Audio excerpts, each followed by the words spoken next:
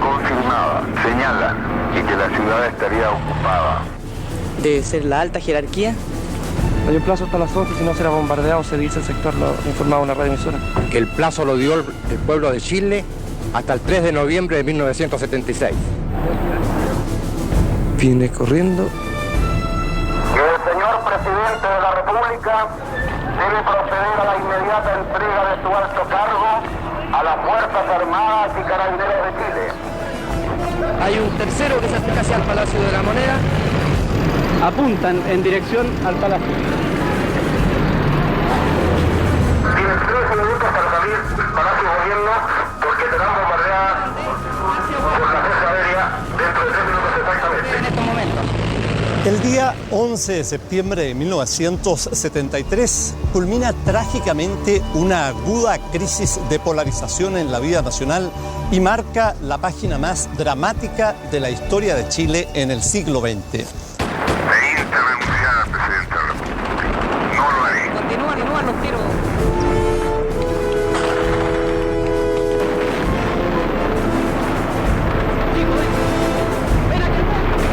Así que no, por ningún motivo, que ahora al Ministerio de Defensa le dedicamos todo. Pero ahora, ataque a la moneda. Trabajadores de mi patria, tengo fe. En Chile su destino.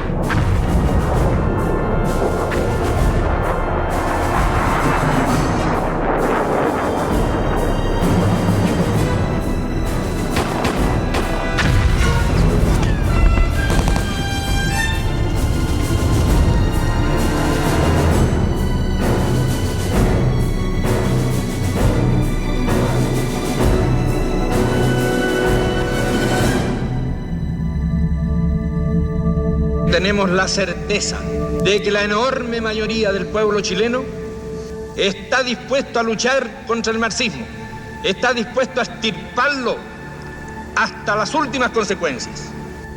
Las cámaras quedarán en receso hasta nueva orden. Eso es todo. Para algunos, las Fuerzas Armadas habían salvado al país de una inminente dictadura marxista, y para otros se consumaba un cruento golpe de Estado que interrumpía un proceso de cambios revolucionarios. Pero lo cierto es que ese día se inició un régimen militar autoritario que habría de ser el gobierno más largo de nuestra historia republicana. Duraría 17 años. Este fue un periodo de profundas vivencias y transformaciones para nuestro país y para nuestras vidas. El siguiente es el relato de cómo vivimos los chilenos durante el gobierno de Augusto Pinochet Ugarte.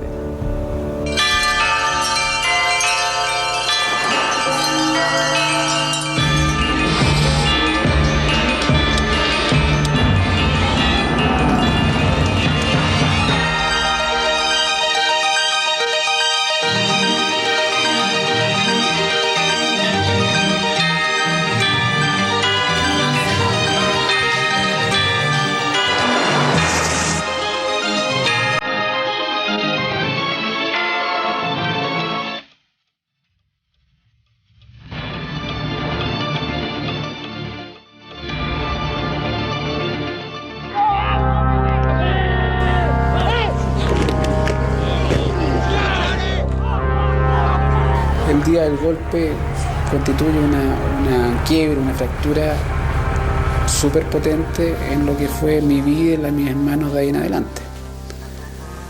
Por el golpe en sí, porque perdimos a mi papá, porque nos fuimos de Chile, porque nos echaron del colegio.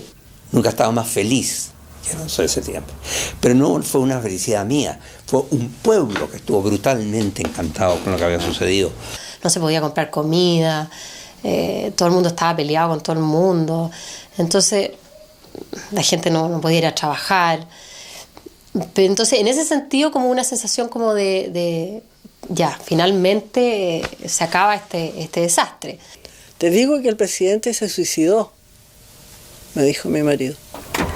Y puso la radio y efectivamente estaban dando la noticia. En el pasaje donde vivíamos hicimos un asado de celebración. Creo que, no sé, de las 15 casas que habían, creo que uno no fue. Todos los demás fueron. El segundo año no fueron todos. Y el tercer año no se hizo asado. Obviamente se celebró entre los vecinos, salieron, la gente se abrazaba. Cosas bonitas, digamos, se sacó la bandera. Una alegría por el país, digamos, que podía reconstruirse. Pero pena por lo que había sucedido, digamos. Qué pena que esto suceda en Chile. Yo lloraba frente al televisor y la moneda ardiendo, porque yo lloraba por el país, por Chile. Y si uno lo piensa bien, los militares son los profesionales de la guerra, son los que manejan las armas. Entonces uno no le puede pedir a los militares que se tomen el poder y después que no usen las armas, ¿eh? Y aún vi cadáveres botados en la calle. Quiera Dios que nunca se repitan esas tristezas tan grandes.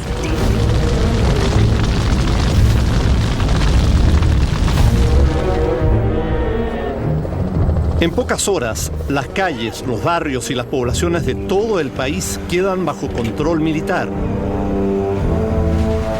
En el subterráneo de la presidencia encontré el arsenal más extraordinario, completo, sobre 500 fusiles AK.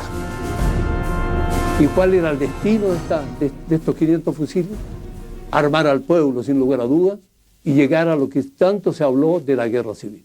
Yo creo que predominaba en nosotros la idea de que el golpe militar, que se veía inevitable, podía ser enfrentado con una movilización de masas, usando armamento casero, digamos, bombas molotov, palos, qué sé yo, revólveres que alguna gente tenía, o un armamento precario, digamos. Cuando vino el golpe de Estado, yo me pilló en la fábrica, pero nosotros no teníamos con qué pelear, porque no teníamos armas.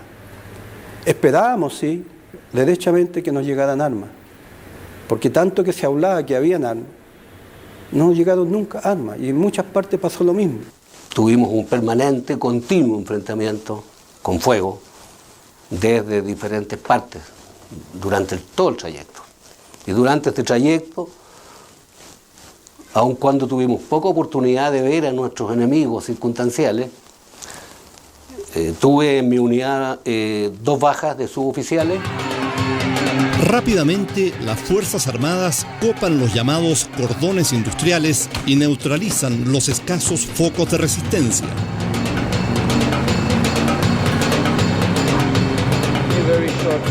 Según expresa públicamente la Junta de Gobierno, el propósito del golpe militar es restaurar la chilenidad, la justicia y la institucionalidad quebrantada durante el gobierno de la Unidad Popular. El país, atravesaba por una honda crisis, moral, económica, social. Hay que cumplir con la ley y aquella gente que se ha desviado va a tener que asumir la responsabilidad de acuerdo a la ley en tiempo de Dios. En septiembre de 1973 mueren al menos 300 chilenos y más de 70 personas son detenidas sin que se sepa su paradero. La mayoría de ellos son dirigentes políticos, sindicales y sociales de los partidos de la Unidad Popular. Muchos son los chilenos que se refugian en las embajadas pidiendo asilo político. Otros serán expulsados del país por las autoridades militares. Es el inicio del exilio. Juráis, por Dios, por la patria y la justicia, cumplir y hacer cumplir los postulados del acta de constitución de la Junta. Sí, lo juro. La Junta de Gobierno consolida su mandato. Sí, lo juro. A través de bandos y decretos ley, cierra el Congreso, declara estado de sitio, suspende los derechos civiles e interviene en los medios de comunicación.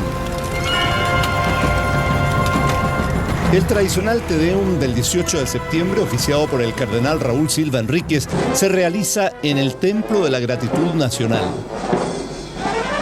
Además de la Junta de Gobierno, están también los expresidentes Gabriel González Videla, Jorge Alessandri y Eduardo Frei Montalva. Hoy, dadas las dolorosas circunstancias que hemos vivido, esta celebración cobra un doble significado. Venimos aquí a orar por los caídos y venimos también y sobre todo a orar por el porvenir de Chile.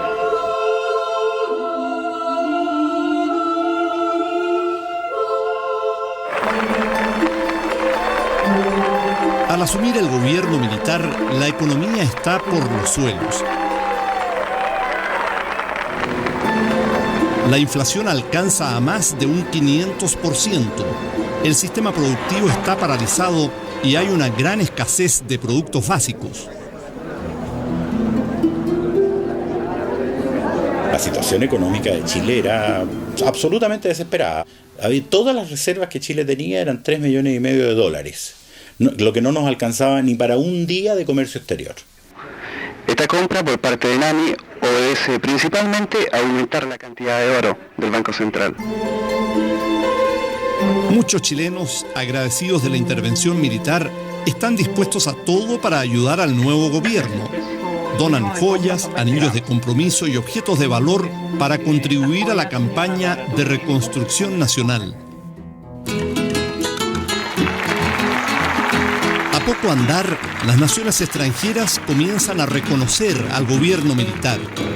Es el instante en que el intendente de Montevideo se entrega de las llaves de la ciudad al presidente de Chile, general Augusto Pinochet. Mientras la Junta Militar y sus primeros colaboradores organizan el nuevo gobierno, los partidos de izquierda sufren una dura represión. Miles de chilenos son recluidos en numerosos centros de detención que alcanzan a más de 60 a lo largo del país. Isla Dawson, 3 y 4 Álamos, Chacabuco, Pisagua y el Estadio Chile son algunos de ellos. Te recuerdo, Amanda, la calle mojada corría. Hasta el Estadio Chile llega el cantante, folclorista y director de teatro Víctor Jara. Días después, su cuerpo aparece abandonado en la carretera sur de Santiago. La manera en que es asesinado conmueve al mundo y lo transforma en un símbolo de los opositores al régimen militar. Con él. El más importante y simbólico centro de detención es el popular Estadio Nacional.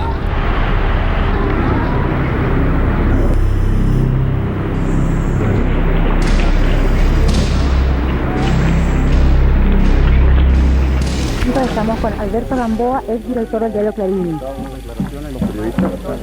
Y estamos esperando una resolución que proviene. Llegaban un par de tipos encapuchados, se le veían nada más que los hoyitos de los ojos, nos formaban así en fila, una fila de otra, así en curva, y ahí aparecían los oficiales o los militares con estos encapuchados que de repente miraban y muy fijamente apuntaban con el dedo, no hablaban, nada.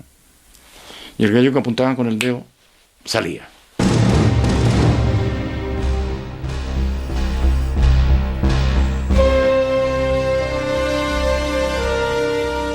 Llegaban a las 3, 4 de la mañana un grupo de civiles con una lista. Entonces, claro, los prisioneros, al oír su nombre, decían: aquí estoy. Pero no sabían ellos que al sacarlos de ahí, del estadio, no iban a volver nunca más.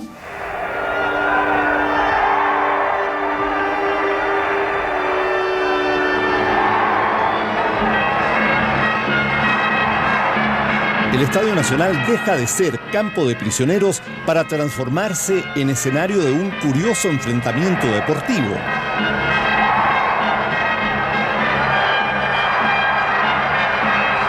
Ante un arco desprotegido, el gran Francisco Chamaco Valdés convierte este insólito gol. La Unión Soviética, enemigo declarado del gobierno militar, no se ha presentado. Así, por walkover, nos clasificamos para el Mundial de Alemania de 1974.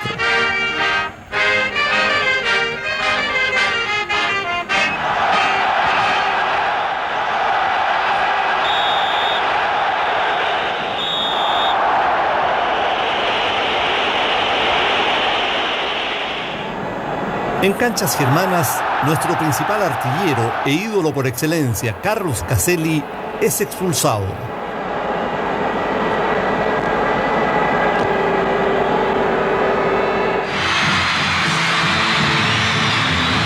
Es febrero de 1974 y en el mismo escenario donde un año antes el conjunto Quilapayún cantaba a la revolución, el humorista de Tongoy, Bigote Arroset, interpreta la canción Libre, que se transforma en un símbolo para los partidarios del gobierno militar.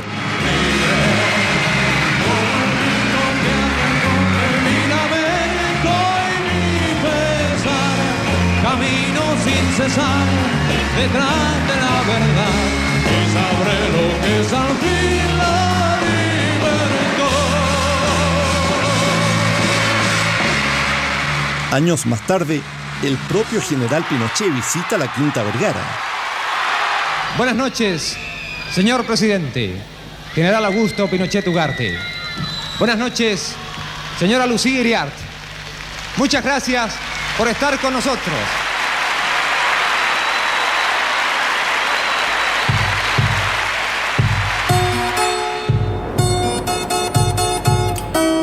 Más allá de nuestras fronteras, el mundo no aplaude y el gobierno militar es fuertemente cuestionado.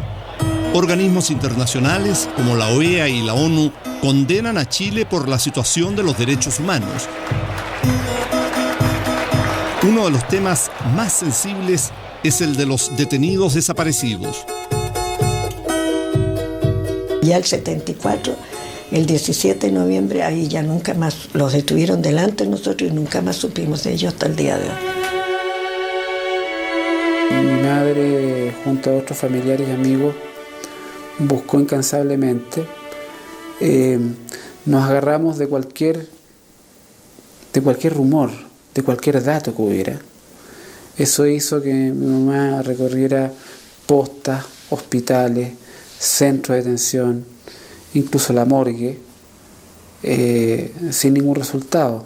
Mi hija siempre me había dicho, mamá, por favor, a la niña primero que nada. La niña es para ti, por favor, por nosotros no te preocupes, por lo que más quieras, pero la niña que no le pase nada. Nunca más. Ella se acostó esa noche con sus padres y no los vio nunca más. Los restos de mi papá aparecieron hace muy poco tiempo. Cuando se removieron los restos que estaban enterrados en el patio 29, leí esa autopsia en donde, claro, la aberración de encontrar una gran cantidad de lesiones, más de 12 disparos, la aplicación de tortura. Mi padre, por lo visto, fue quemado, y no fue quemado con un solvente especial, sino que fue quemado con soplete. Yo había perdido a mi papá el día 11 de septiembre del 73 y más de 20 años después me volví a encontrar con él. Y para nosotros era la posibilidad de iniciar a partir de ese momento el duelo verdadero.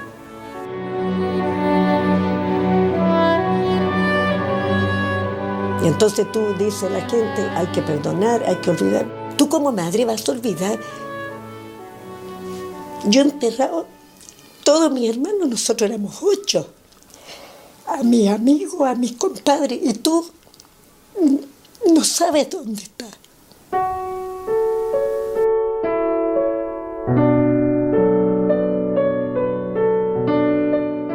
Años más tarde, el informe Rettig estableció que entre el 11 de septiembre y el 31 de diciembre de 1973, casi 2.000 personas murieron víctimas de la violencia en nuestro país.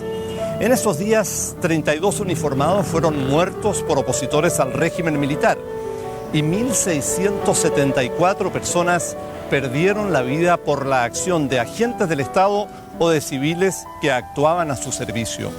De estas últimas, 633 corresponden a personas detenidas desaparecidas.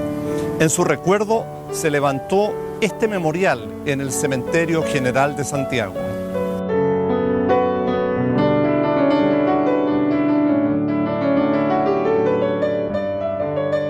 A la camita, a la camita, a la camita. Buenas noches, amiguitos. Aunque parezca increíble, los chilenos estuvimos 14 años bajo toque de queda. Pero al mal tiempo, buena cara, parece decir la juventud que se las ingenia para sacarle el jugo a la noche. Bueno, el toque de queda te complicaba, pero existía la fiesta de toque, por lo tanto te organizaba y pasaba y olvídate, eran a veces a las 8 o 10 de la noche hasta el día siguiente.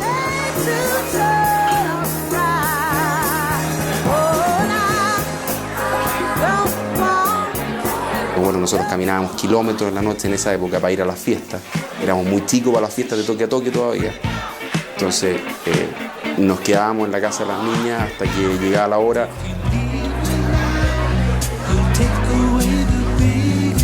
Ahí conocimos a nuestros principales amores. Esa es la parte romántica, poética y épica del toque de queda.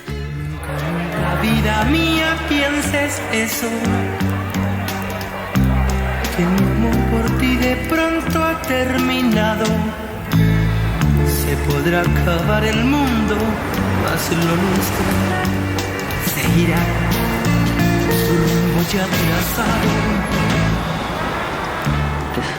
A colocarle al general Augusto Pinochet. Frente a la necesidad de recuperar la economía, el general Pinochet, recién nominado jefe de Estado por la Junta de Gobierno, da un paso decisivo al apoyar a un grupo de economistas que harán historia, los Chicago Boys. Por instrucción de Su Excelencia el Presidente de la República, me dirijo al país para anunciar las medidas de carácter económico que se implementarán en la nueva etapa del proceso de recuperación económica del país. Con el ministro de Hacienda Jorge Caguas a la cabeza, el gobierno busca abrir la economía al mundo y disminuir el rol del Estado al mínimo, dejando al sector privado la responsabilidad.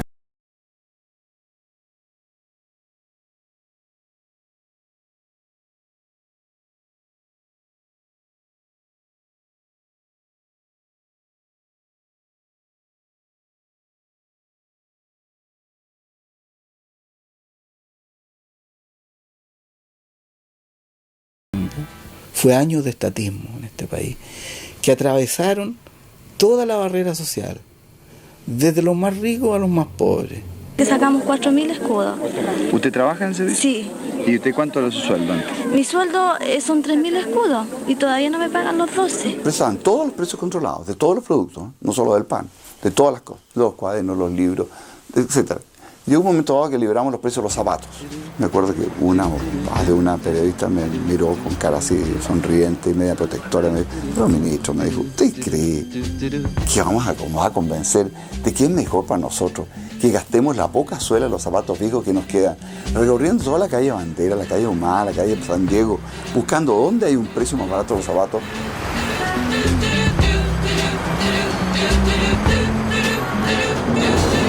En 1975, ante la crisis internacional del petróleo, se aplica un audaz y severo tratamiento de shock. Es urgente disminuir la inflación y el gasto público se reduce drásticamente. En una cirugía rápida y a fondo, 100.000 funcionarios públicos son despedidos, muchas empresas privadas tambalean y el desempleo llega a un 20%. A mi casa llegó gente conocida que estaba cesante. La verdad es que a veces uno tiene pesadillas. Yo las pesadillas que tenía eran con los cesantes.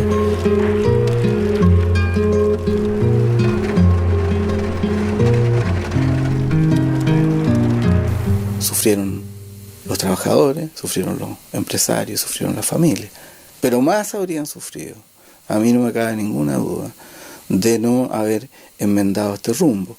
El mundo está más hacia esquemas cerrados, ¿no es cierto? Esquemas absolutamente, digamos, de fronteras cerradas, ¿ya? Entonces, en ese sentido yo creo que fue súper visionario el anticiparse un poco hacia el futuro.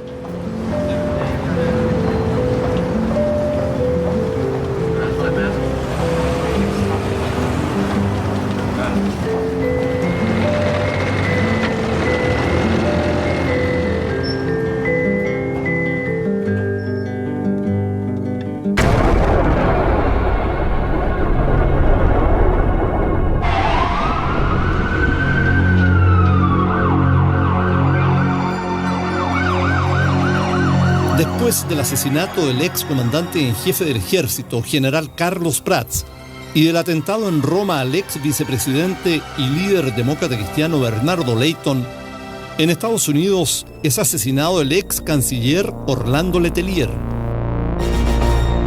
El FBI inicia la búsqueda inmediata de sus autores.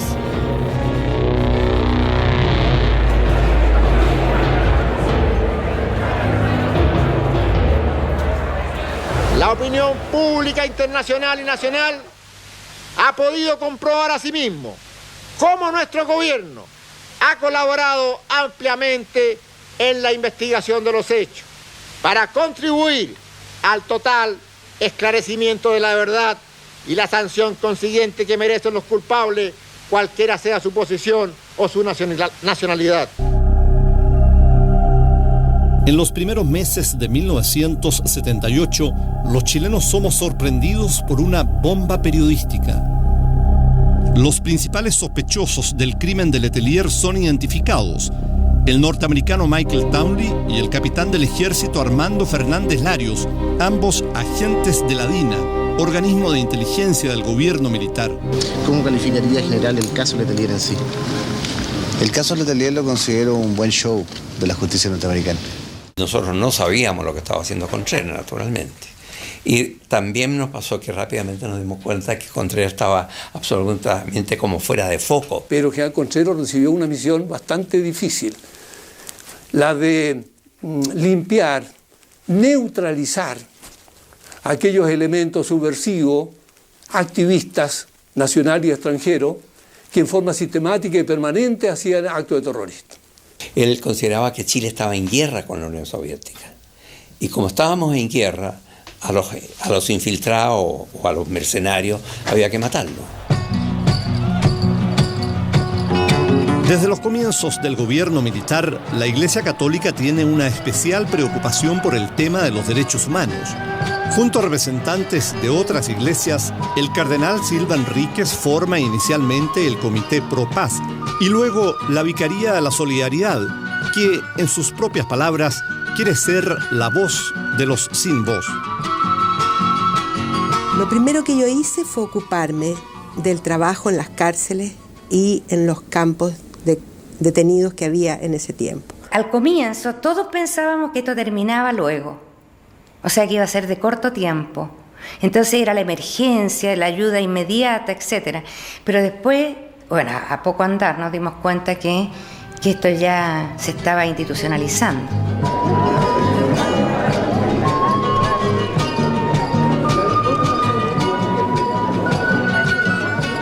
La tortura en la primera época no tenía el límite, la época de la DINA sobre todo no tenía el límite de preservar la vida.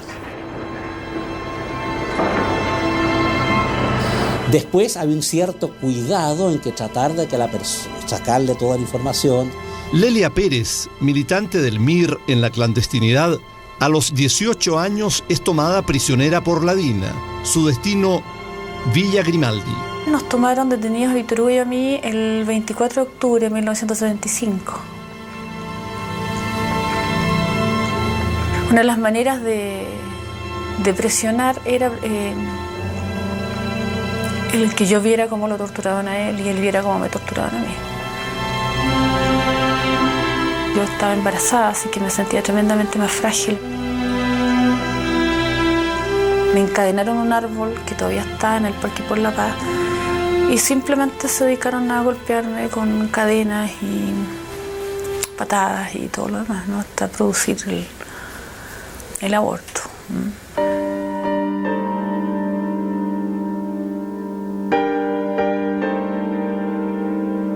Villa Grimaldi, Venda Sexy, Londres 38 son algunos de los lugares donde se practica la tortura. En agosto de 1977, la DINA es reemplazada por la Central Nacional de Informaciones CNI. Su misión es coordinar las labores de inteligencia. Sin embargo, funcionarios de la CNI se verán involucrados en actos de represión a opositores y en procesos por crímenes como el del líder sindical Tucapel Jiménez y la llamada Operación Albania, entre otros.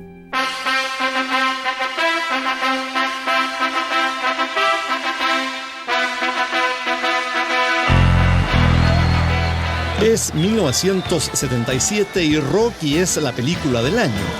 Y aunque no tan cinematográfico como el sufrido Rocky, los chilenos estamos a las puertas de tener nuestro primer campeón mundial.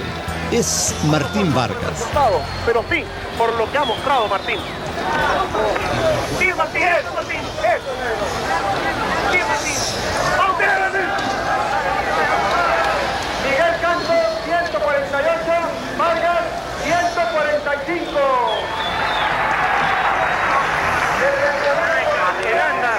Aunque Vargas perdió en 3 oportunidades su opción al título mundial en categoría mosca, la expresión "pega Martín, pega" se queda en el lenguaje popular.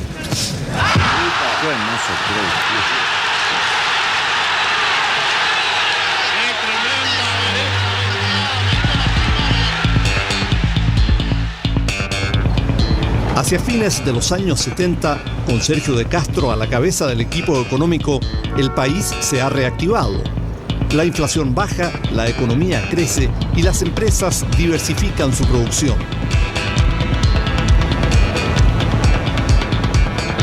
Sentíamos que el país estaba viviendo una etapa trascendente. Sentíamos que el país se estaba transformando, que se estaba transformando de un país antiguo en un país moderno. Oye, Víctor Manuel. En 1978, Pinochet anuncia las 7 modernizaciones. Entre ellas, el traspaso del sistema previsional y parte del de salud a manos privadas.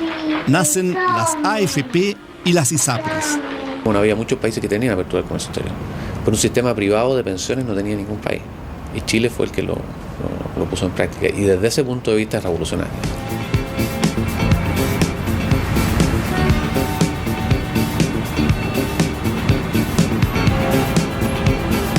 Chile en el umbral del futuro es el eslogan del gobierno. Se ha inaugurado por fin el Metro de Santiago, una obra monumental cuya realización ha cruzado 3 gobiernos y que es el orgullo de los chilenos.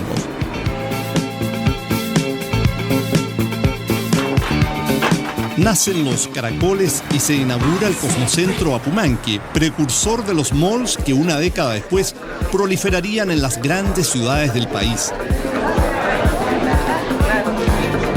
La economía se abre al mundo y las vitrinas se llenan de atractivos productos importados. Llega la plata dulce. Se acaba el mundo, todo el tiempo de aprovechar. Corazón de vagabundo, voy buscando mi libertad. He viajado por la tierra y me he dado cuenta de que donde no hay odio ni guerra, el amor se convierte en... La gente empezó a viajar, la gente adquirió automóviles. Bueno, y después, claro, las calles se llenaron de autos, después, digamos, las playas se llenaron de gente.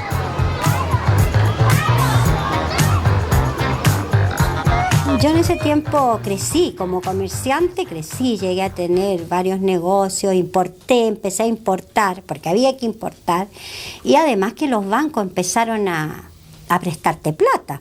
La plata empezó a cundir. Me acuerdo de toda la gente, como N plata, aparecieron los autos más pequeños, se ven esos autos que, los Subaru, los autos como japoneses. Salió un crédito blando, tanto de interés, tenemos $50.000 para prestarle.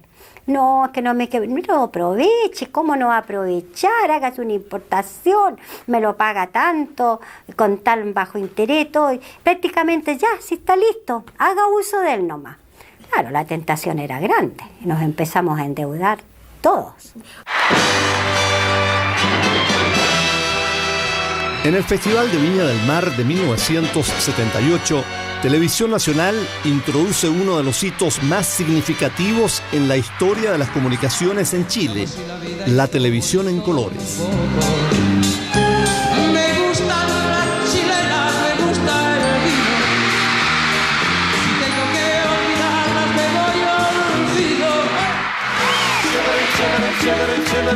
La abundancia económica alcanza para atraer al país a los artistas top del momento. Mientras una parte del país vive al ritmo de la bonanza económica, en el sur de Chile se escuchan otros sones.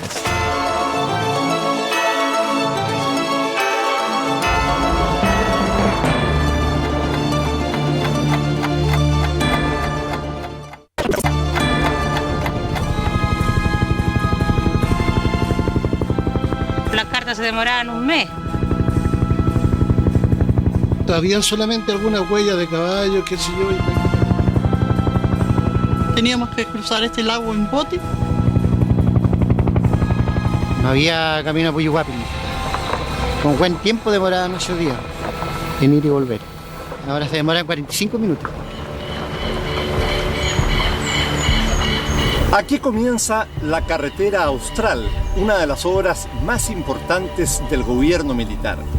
Iniciada en 1975, actualmente se sigue extendiendo y tiene una longitud de 1.300 kilómetros, es decir, más que la carretera que une Santiago con Puerto Montt.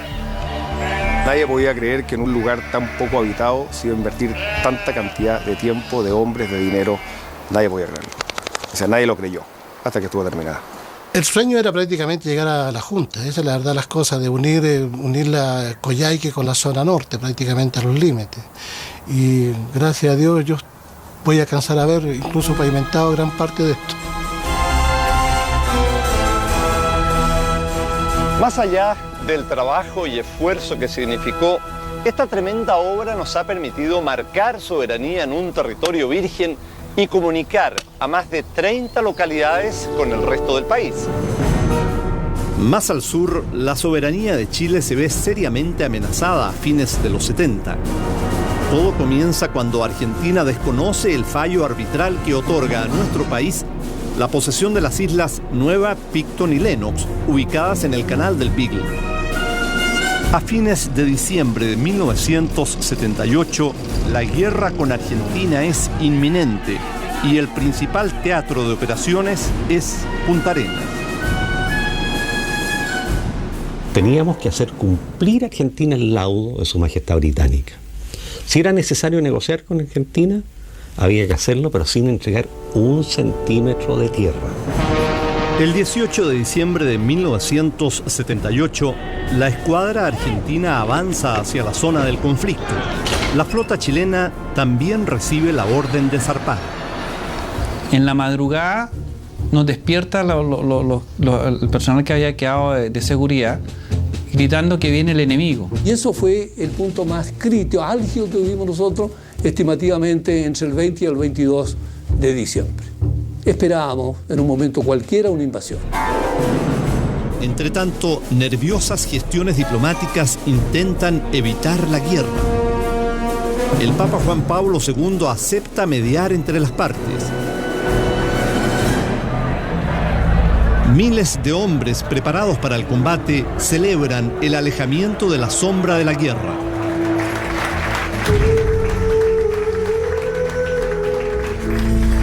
Años después, en el Vaticano, Chile y Argentina firman el Tratado de Paz y Amistad. Las islas Nueva, Picton y Lennox quedan en territorio chileno.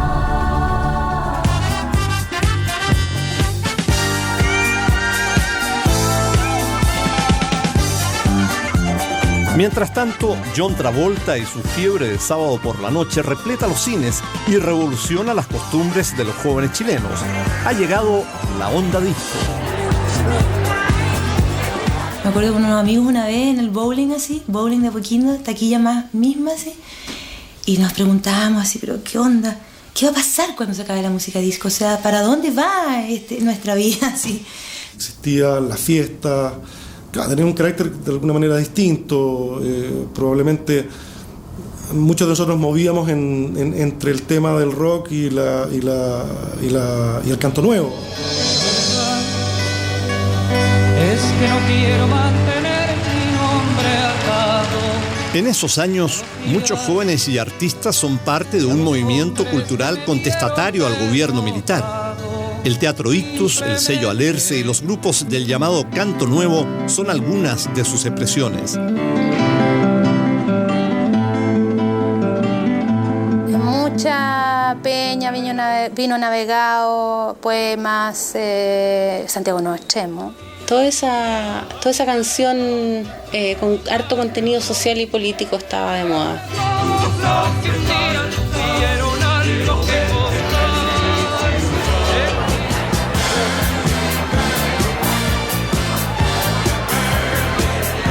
Yo tenía una blusa de raso roja con puntitos, unos peinados así como brushing, faldas con tajo, tacos de aguja, medias caladas, medias con raya negra atrás. Y uno como artesa o en contra o oposición se vestía con sus ponchitos y con sus cosas lanas y con su calcetincito y cosas peruanas y bolivianas y qué sé yo.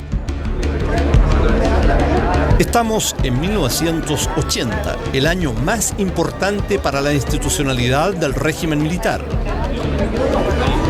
En un plebiscito sin registros electorales, los chilenos somos convocados a aprobar una nueva constitución.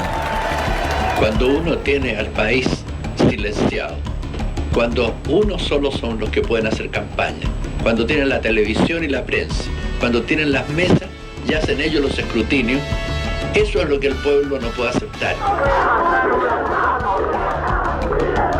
Eduardo Frei Montalva llama a votar no. El expresidente, quien había sido un declarado opositor a la Unidad Popular, ahora encabeza la oposición al gobierno militar.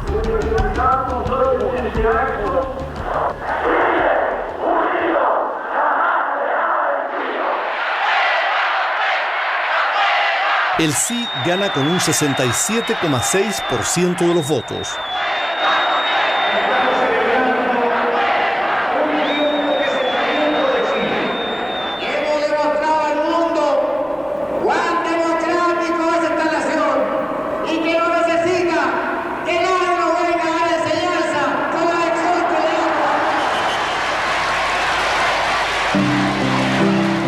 En el mundo, una frágil misionera llena de fe y convicción ha recibido el Premio Nobel de la Paz. Es la Madre Teresa de Calcuta. En Nueva York, víctima de un fanático, muere uno de los genios musicales del siglo XX, John Lennon. En el cine surge un nuevo imperio. George Lucas, con la Guerra de las Galaxias, inicia una saga que marcará a más de una generación. Mientras Steven Spielberg es el nuevo rey Midas de la pantalla grande, con sus historias que mezclan fantasía y emoción. Bienvenidos a otro programa del Festival de la Una. En Chile, el Festival de la Una ya es un clásico del mediodía y las vedettes y bailarinas colman las pantallas de TVN con mucho sabor latino. Sabor, sabor latino. Algo grande están haciendo en la década de los 80. Ya se siente la atmósfera saturada de aburrimiento. Cuando los vi tocar por primera vez, o sea, en el Teatro Poquindo, fue impresionante porque dije, ¿qué es esto? O sea, son los Beatles en la caverna, no lo podía creer. Se produjo en mí como cierto fanatismo, así como, ¡guau! Así, Los Prisioneros, increíble, así. Cuando vino la miseria, los echaron. Compañeros de colegio en un liceo de San Miguel, hijos de la clase media, Los Prisioneros cantan con fuerza lo que miles de jóvenes chilenos quieren decir. Las industrias, muevan las industrias. En 1982, el llamado boom ha terminado. Chile vive la crisis económica más fuerte desde los años 30. La restricción de los créditos externos, sumada al alto endeudamiento de las personas, empresas y bancos, desatan la crisis. Las autoridades no pueden seguir manteniendo fijo un dólar artificialmente bajo y devalúan en forma sorpresiva. El dólar sube de 39 a 76 pesos. El Estado, los empresarios y las personas comunes y corrientes ven dispararse sus deudas. Así que finalmente tuvimos que liquidarlo a lo que nos dieran y transar y pagar todo, que es felizmente sin deber nada, pero sin nada tampoco. O sea, perdimos lo que habíamos ganado durante muchísimos años de trabajo. 1983 se inicia con un terremoto financiero. El gobierno anuncia la intervención de algunos de los más importantes bancos y financieras que están al borde de la quiebra. Que sea necesario. La cadena de quiebras se había iniciado con algunas de las industrias más importantes del país. Más de 800 empresas cierran sus puertas y la cesantía supera el 20%, el nivel más alto en décadas.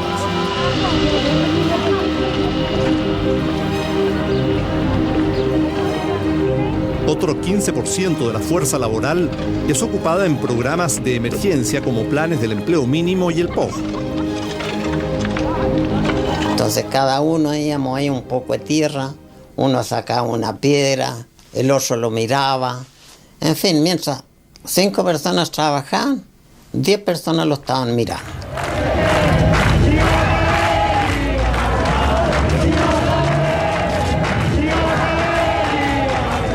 Nadie dio una hora, pero aquí empezó, a la hora precisa que empezaron las noticias, empezó el caceroleo. Y luego empezaron en Bilbao y en Apoquindo y en las torres de Carlos Antunes, y se generalizó esta cuestión. Es el 11 de mayo de 1983 y los trabajadores del cobre han convocado a una protesta contra el gobierno. El apoyo al movimiento es sorprendentemente masivo. Se inician las llamadas protestas pacíficas. Era un ruido característico, el bocinazo, el tatán, tatán, o sea, iba a caer.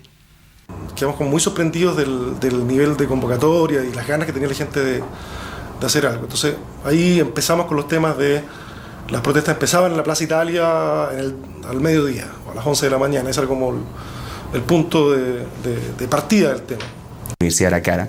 Mi papá realmente trabajaba de lunes a domingo para pagar la universidad. Entonces a mí me parecía ilógico que uno estuviera dedicado a discutir de política en lugar de estar estudiando.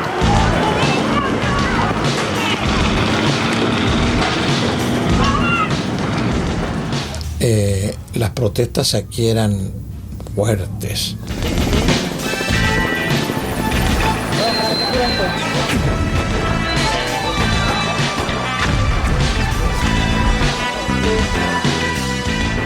Que tenías todos los días tenías manifestaciones, protestas y muertes, o sea, y velatones y gente, y ir a enterrar muertos.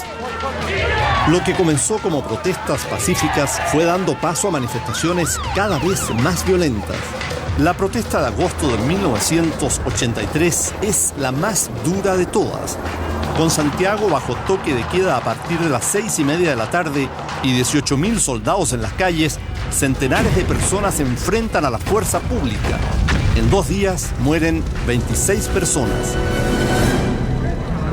Poco después mueren asesinados el intendente de Santiago, mayor general en retiro Karol Ursúa, su chofer y su guardaespaldas. Los autores pertenecen al MIR, que proclama la resistencia armada y viene realizando numerosos atentados. En la emergencia, el nuevo ministro del Interior, Sergio Onofre Jarpa, inicia contactos con algunos de los partidos de oposición.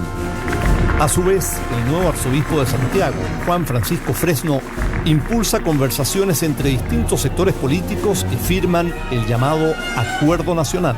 Y aunque no hay entendimiento con el gobierno, después de 10 años de régimen militar, las fuerzas políticas comienzan a reorganizarse. La oposición obtiene permiso para efectuar su primer acto público masivo. Es la génesis de lo que después sería la concertación de partidos por la democracia. La oposición unida inicia la gran cruzada para la restauración impostergable de una auténtica democracia.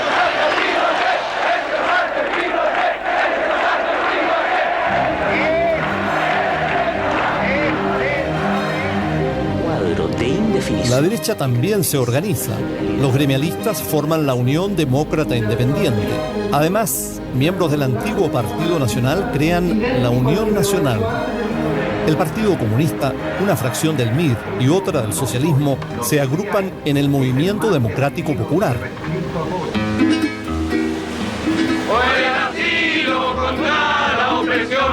Con cenizas, con desgarros, con nuestra altiva impaciencia. En esos días también se abrirán las fronteras para muchos exiliados.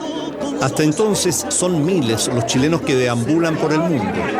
Los pasaportes de casi 5.000 de ellos tienen estampada una letra L que les impide regresar al país.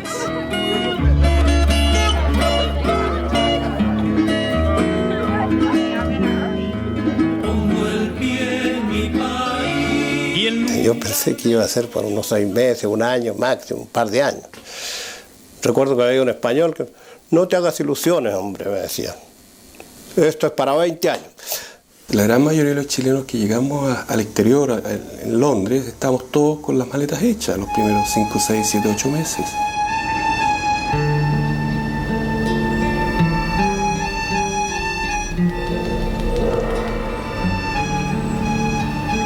Se me ofrecía un trabajo de tornero, de vidriero, pero no lo que yo sabía hacer, que era ser ingeniero civil.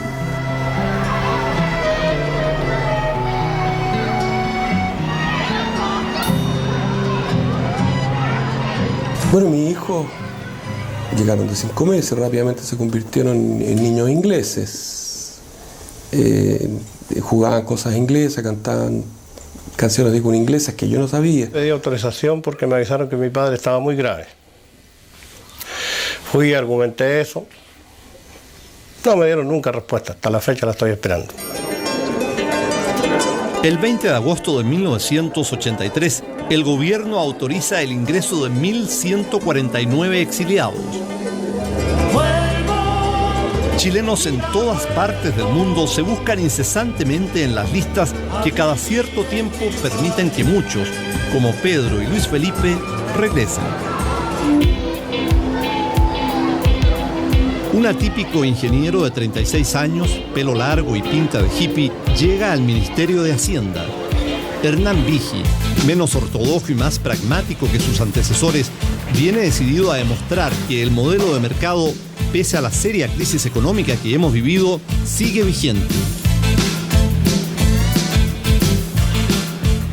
Los pilares de su programa eran las exportaciones, el ahorro y el fortalecimiento de la empresa privada. Hernán siempre lo decía, de que Chile, dado su tamaño, la única manera que tenía de crecer era siendo un país exportador. La primera política social es tener crecimiento económico.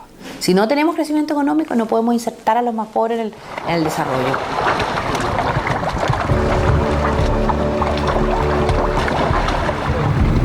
Aunque nos separan miles de kilómetros de Japón, sus habitantes se alimentan con nuestros salmones, como estos 200.000 que se encuentran en el mar aquí frente a Puerto Montt.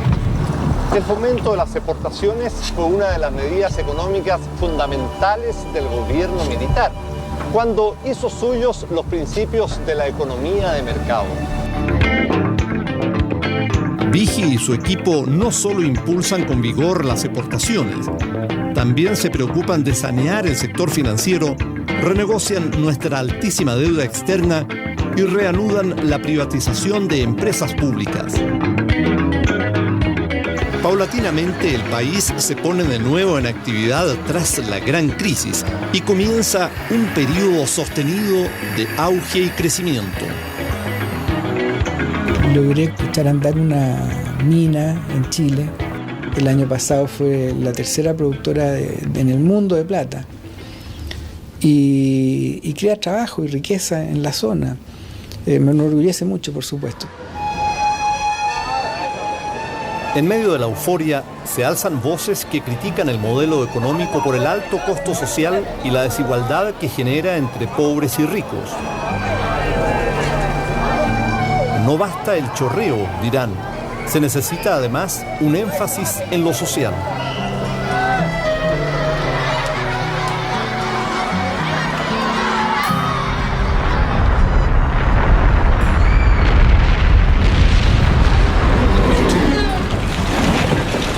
Señora, ¿ustedes lograron salvar algo?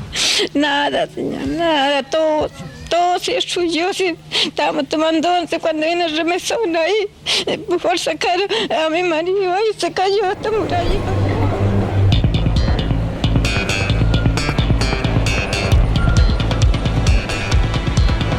En marzo de 1985 se nos mueve el piso. Un fuerte terremoto hunde el puerto de San Antonio y destruye viejas casas de adobe de la zona central.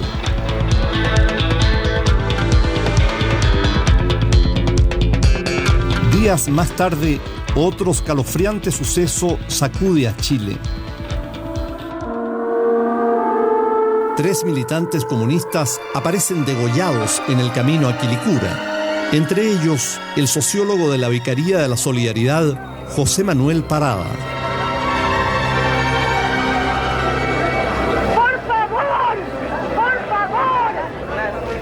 ¡Exijamos justicia de una vez por todas!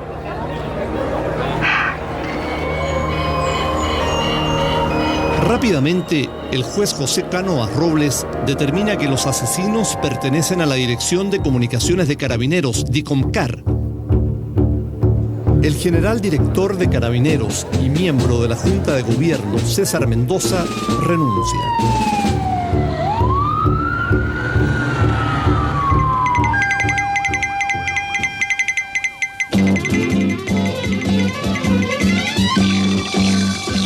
Totalmente destruida resultó la torre número 510 de Endesa, ubicada en Lo Carballo, sector de Calera de Tango, 23 kilómetros al sur de Santiago.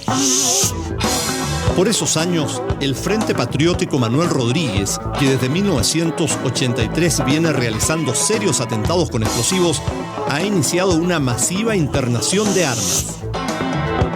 Yo pensaba que podía hacer alguna acción, no sé, de sabotaje contra algún barco, no sé, cosas que pensaba yo en mi imaginación.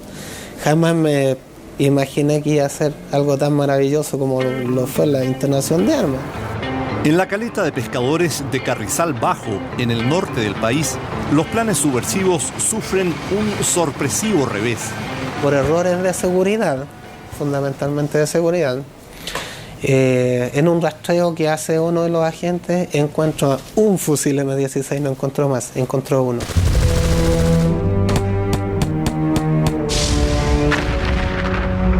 El 7 de septiembre de 1986, con armas internadas por Carrizal Bajo, el Frente Patriótico Manuel Rodríguez intenta asesinar al presidente de la República.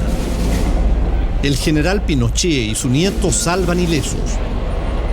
Sin embargo, 5 escoltas presidenciales mueren en el ataque. Aparece el médico de turno, se sienta al lado mío en un sillón y me dice: señora, ¿cómo se llama su esposo? Mi marido se llama Cardenio Renato Hernández Cubillo. Está muerto, me dijo, así con estas palabras. Está muerto.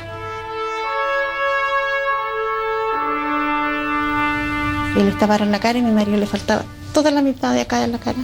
Tenía la cara destrozada.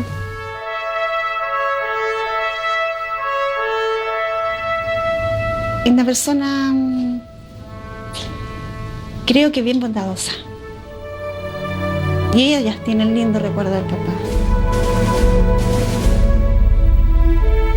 Si hubiera pasado esta capa y explota adentro, no queda nadie vivo lo que está adentro.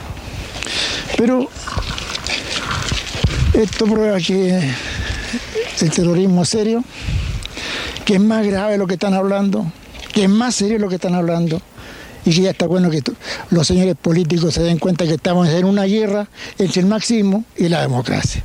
O el caos o la democracia. Ellos sabrán lo que vamos a hacer. Además me acuerdo lo increíble que era como alguna gente lo negaba.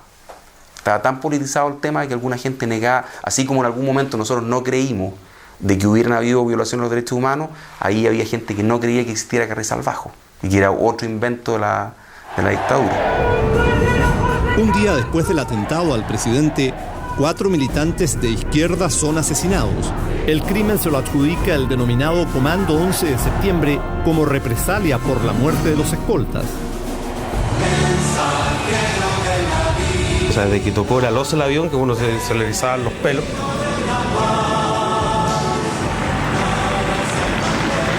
Salía, corría a verla, al paso de él. Aquí en San Diego lo vi la pasada. El Papa Juan Pablo II llega a Chile y visita el Palacio de Gobierno. El instante preciso en que el Santo Padre saluda ahora al presidente Pinochet, quien está acompañado del ministro del Interior, fuera de programa, fuera de protocolo. Su excelencia ha invitado al Santo Padre a sumarse a uno de los balcones del Palacio de la Moneda para saludar a los miles de chilenos que desde la Plaza de la Constitución desde muy temprano esperan precisamente este momento. Es realmente impresionante la cantidad de familias. En el Parque La Bandera recibe el testimonio de los pobladores. Vivimos en la angustia y la preocupación porque no lo alcanza la plata.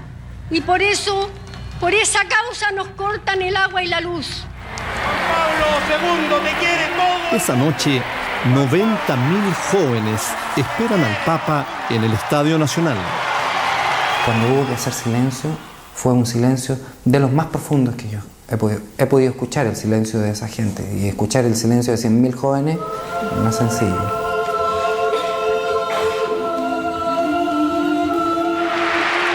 Jóvenes chilenos, no tengáis miedo de mirarlo a él.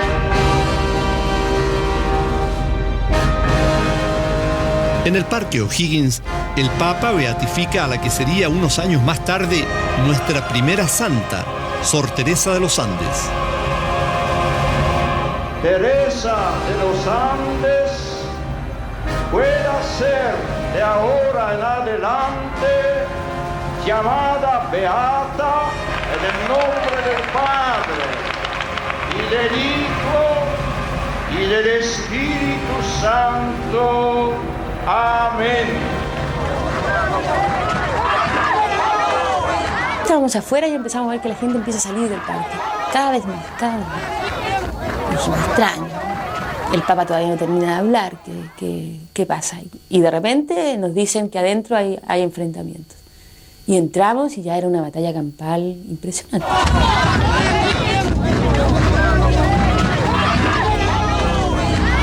Hermanos y hermanas, la más grande es el amor, la fe, la esperanza, el amor.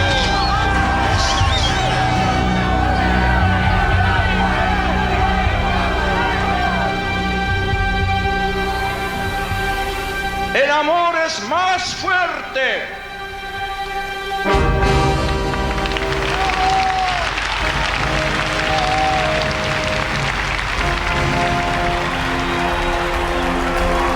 Desde los hielos de la Patagonia hasta el desierto de Atacama, el Papa recorre el país.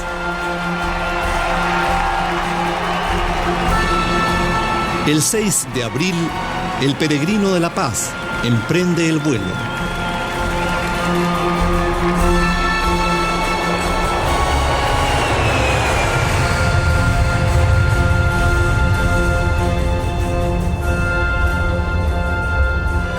...1988 viene más movido que nunca. Los chilenos deberemos decidir si Pinochet seguirá como presidente por 8 años más.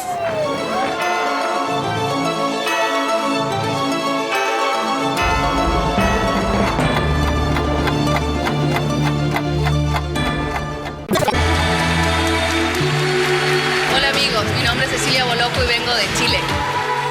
Y después cuando le habló al oído el hombre, que nunca supimos lo que le dijo el animador, lo que le dijo a la Cecilia, algo al oído. Y después cuando dijeron que Chile, pero yo lloré.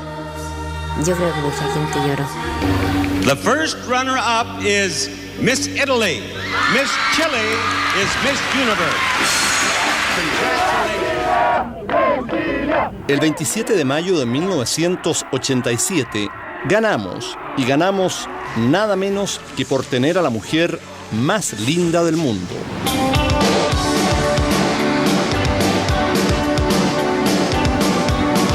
...1988 viene más movido que nunca, pero no solo en la playa, sino también en la arena política. Es el año del plebiscito. Tengo el honor, a nombre de esta Junta, de proponer al país para que desempeñe la presidencia de la Nación en el próximo periodo al capitán general don Augusto Pinochet Ugarte. La Junta designa como candidato único a la presidencia al general Augusto Pinochet, y la recién formada Concertación de Partidos por la Democracia llama a votar no. Chile dice no, no, no. Chile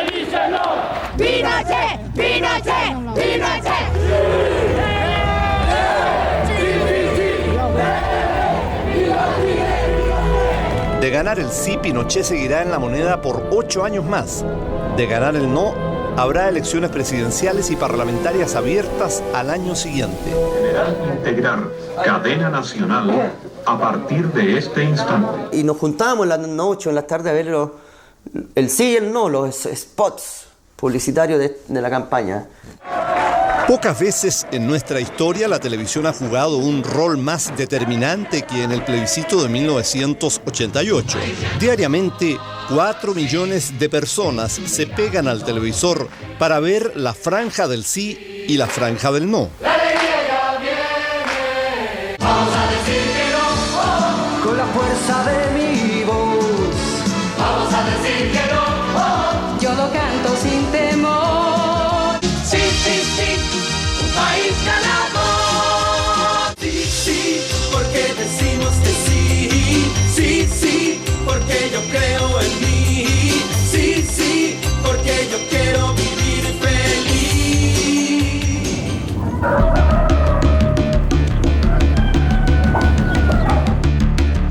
El día del plebiscito la gente se levanta temprano y la afluencia a los locales de votación es enorme.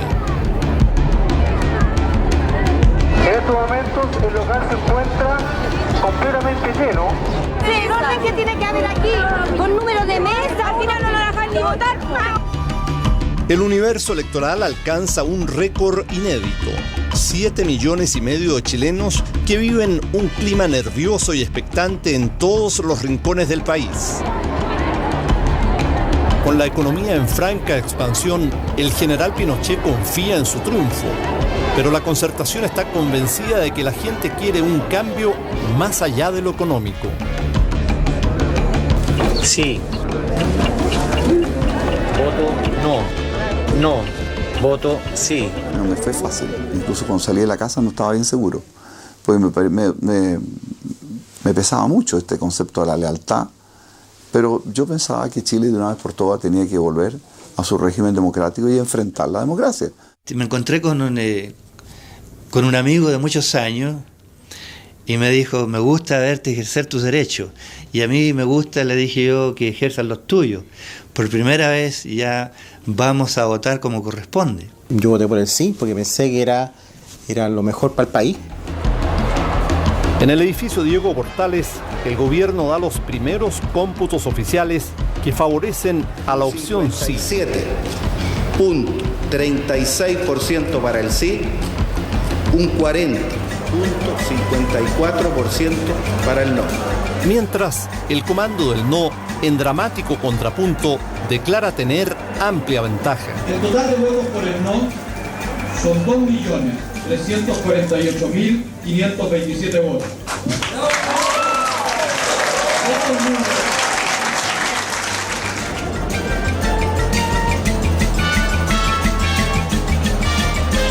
Cae la noche y los resultados oficiales no se han dado a conocer. La tensión cunde entre los partidarios de ambas opciones. El problema era que teníamos temor, y no era injustificado, de que pudieran hacerse algún tipo de maniobras o algo pasara. En ningún momento pensé que no iban a entregar el poder. Era como impensable que por un plebiscito iba a dejar el poder.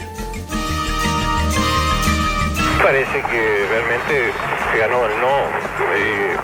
Yo tengo, al menos para mí, yo lo tengo bastante claro ya. Esta es la hora de demostrar que por sobre la contingencia está Chile y sus valores permanentes. En consecuencia, acatamos los resultados que el país ya conoce y que serán determinados en definitiva por las instancias competentes. Ha sido la declaración que el ministro del Interior, Sergio Fernández, ha dado a conocer. El resultado es definitivo. El sí ha obtenido el 44% de los votos, el no el 53%.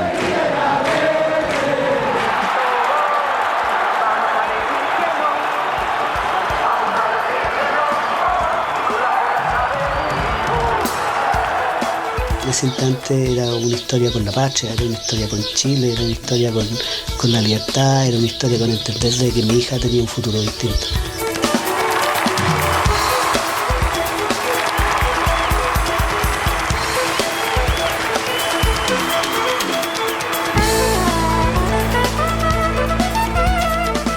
Sí, me acuerdo cuando salimos en los autos con las banderas y a gritar yo con todos los niños, me acuerdo, arriba con las puertas abiertas, era maravilloso. Ya, Plaza Italia llena de gente, todos gritando, fue lindo.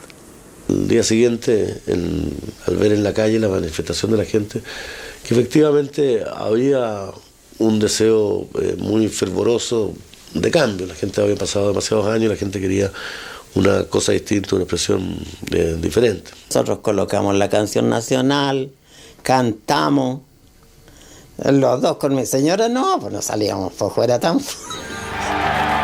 Es 1989. Mientras en Chile se aprueban por un 86% las reformas a la Constitución, el mundo sale a las calles. Cae el muro de Berlín y se derrumba como un castillo de naipes el bloque comunista que ha dirigido por 50 años a la Europa del Este. Los chilenos vemos asombrados ante las pantallas de televisión cuando miles de alemanes se disputan como un trofeo los trozos del muro. Ha quedado atrás la Guerra Fría y en medio de los cambios políticos, el mundo toma conciencia de una amenaza mortal, el SIDA. Millones de mujeres no pueden creer cuando el galán de cine Rod Hudson admite su homosexualidad, cuenta que tiene SIDA y muere dolorosamente aniquilado por el temido VIH. En Chile, el primer caso de SIDA es detectado en 1984. A esas alturas, en el mundo ya hay más de 200.000 enfermos y 20 millones de posibles portadores del virus que se contagia principalmente por contacto sexual.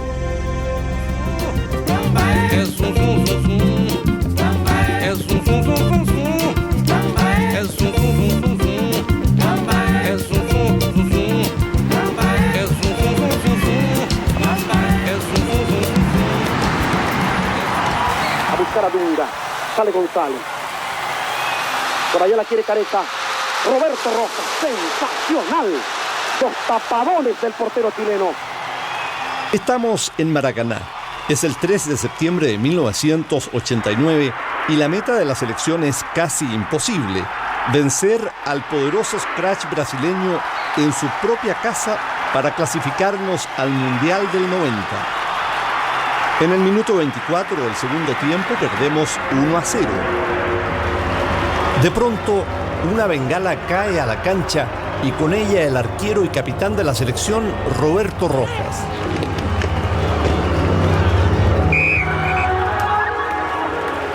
Incluso pensé en un momento, dije, por la flauta, no le vaya a caer en la cabeza a Rojas esta cuestión, lo que sea. Pero felizmente vi que cayó unos 6 metros detrás de él. Dije, no le pasó nada. Rojas sangra profusamente y el equipo chileno se retira de la cancha.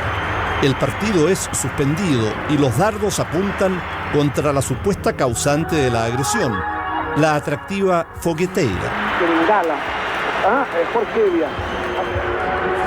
Y nosotros nos fuimos de ahí creyendo toda esta situación. O sea, creyendo que la bengala le había roto la cara. Casi 9 meses después del incidente, ante un país atónito, Rojas confesará la verdad. Tras la sanción de la FIFA, los chilenos quedamos marginados de los mundiales de fútbol hasta 1998. Mientras la fogueteira triunfa desnuda en la primera página del Playboy, el cóndor es suspendido de por vida.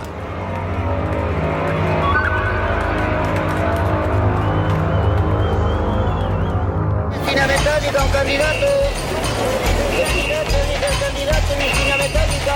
No hay plazo que no se cumpla ni deuda que no se pague. Estamos en 1989 y después de 19 años los chilenos volveremos a elegir un presidente y un parlamento en elecciones abiertas, secretas e informadas. Un clima de normalidad se vive en la campaña. Vigi es el hombre, es el lema del ex ministro y conductor del despegue económico, quien postula apoyado por los partidos de derecha. También disputa esta carrera como independiente el empresario Francisco Javier Errázuriz. La campaña de Patricio Aylwin, candidato de la Concertación de Partidos por la Democracia, apela a una gesta colectiva. Gana la gente, es su eslogan.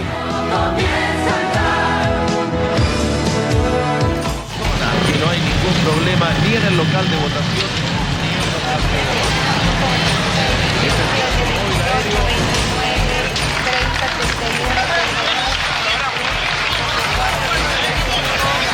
Señor Vigi, 29,4%. Señor Errázuriz, 15,4%. Señor Aylwin, 55,2%. El 14 de diciembre de 1989, Patricio Aylwin obtiene mayoría absoluta. Tenemos un nuevo presidente. ¡Vámonos tranquilos! ¡Alegres del triunfo obtenido! ¡Seguros que hoy día Chile se ha reencontrado con su historia! ¡Chile recupera su libertad! ¡Chile recupera su democracia!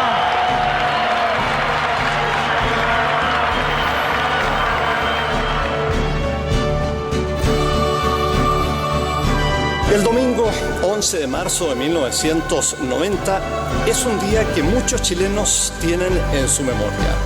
En esta sala del nuevo Congreso Nacional, el general Augusto Pinochet Ugarte le entregó el mando de la nación al recién elegido presidente Patricio Aylwin Azócar.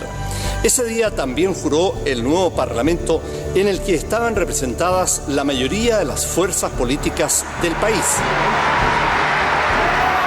Chile celebraba el retorno a la democracia.